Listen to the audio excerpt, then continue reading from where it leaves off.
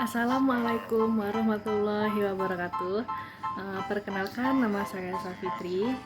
Saya dari Prodi Ilmu Politik angkatan 2020 dengan NIM 50220110006.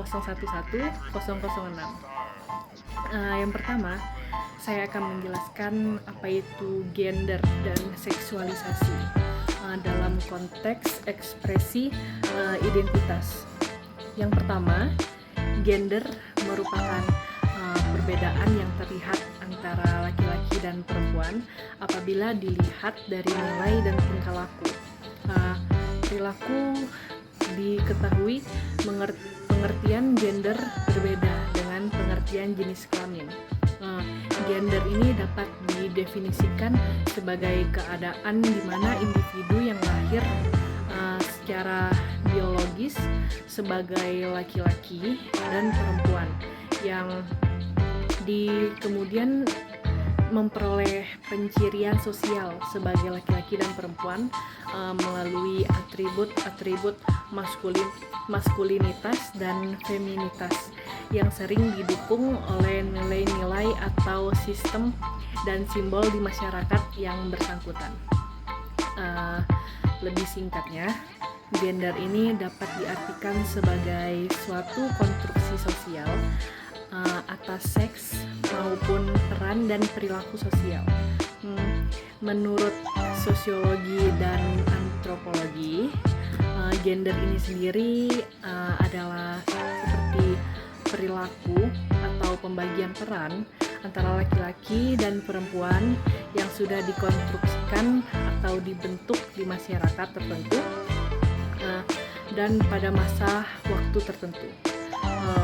Ekspresi gender ini dapat diartikan sebagai cara seseorang perilaku untuk mengkomunikasikan gendernya dalam budaya tertentu. Misalnya dalam hal pakaian, komunikasi dan ketertarikan baik hal tersebut secara sengaja ataupun tidak sengaja. Ekspresi gender ini seseorang bisa konsisten atau tidak selaras dengan peran gender secara sosial dan boleh jadi tidak mencerminkan identitas gendernya. Karena ekspresi gender ini menyangkut sifat kemaskulinan dan kefeminiman. Nilai-nilai maskulin dan feminin biasanya ditentukan oleh budaya, akan tetapi prosesnya sendiri bisa jadi sangat subjektif. Yang kedua, seksualitas.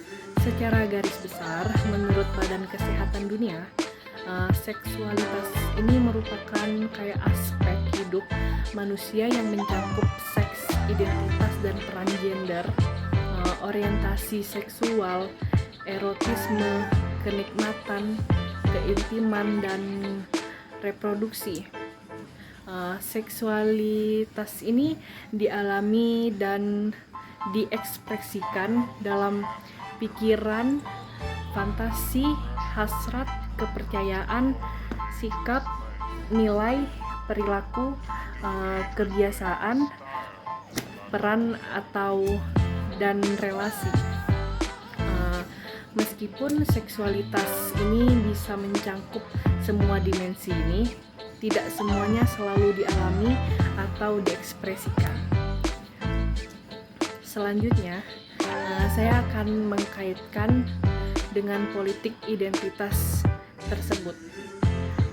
Politik identitas yang didasarkan pada kesamaan identitas seringkali menjadi penyebab utama munculnya konflik politik, terutama berkaitan dengan ketegangan antara kelompok superior dan inferior, ataupun antara mayoritas dengan minoritas. Tidak terkecuali di Indonesia. Pemahaman mengenai demokrasi liberal ini yang menggantungkan Pancasila di atas segalanya menjadi agama sebagai substansi yang keberadaannya dianggap sebagai ancaman bagi keragaman yang ada di Indonesia, terutama terhadap agama minoritas.